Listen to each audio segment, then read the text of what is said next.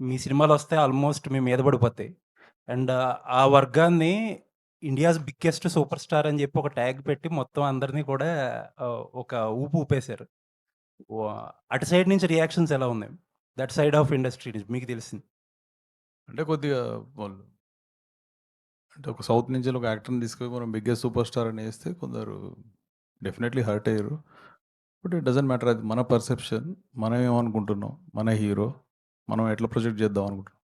In fact 'యానిమల్‌కి' super star 'Ranbir Kapoor' అని ఏద్దామంటే కూడా 'రణబీర్ కపూర్' కొద్దిగా తటస్థంగానే ఉండే. అసలు ఫస్ట్ అప్పుడు ఫస్ట్ రిలీజ్ చేసినప్పుడు డిసెంబర్‌లోనే ఏద్దామని అన్నారు. అయితే ఆయన "వద్దు సందీప్, మా తాత ఏసుకోలేదు, మా ఫాదర్ ఏసుకోలేదు. ఎందుకు అసలు ఆ ట్రెండ్ ఇక్కడ లేదు, వద్దు" అన్నట్టు అన్నారు.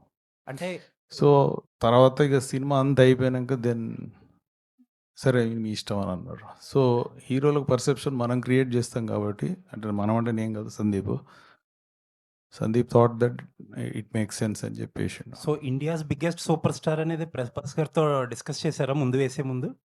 ప్రభాస్ గారితోని అవునండి, డిస్కస్ చేసినాం. ఆయన రియాక్షన్ ఏంటి? అంటే ప్రభాస్ గారు కాలిక్యులేటెడ్‌గా ఉంటారు కదా! ఏం పెద్ద అబ్జెక్ట్ చేయరు. నీ ఇష్టం డార్లింగ్ అంటారు. ఓకే. యాహ్! సరే అండ్ 'ప్రభాస్' గారి సినిమాల్లో ఆయన he is the only super star who is making multiple films ఒకదాని తర్వాత ఒకటి. And he is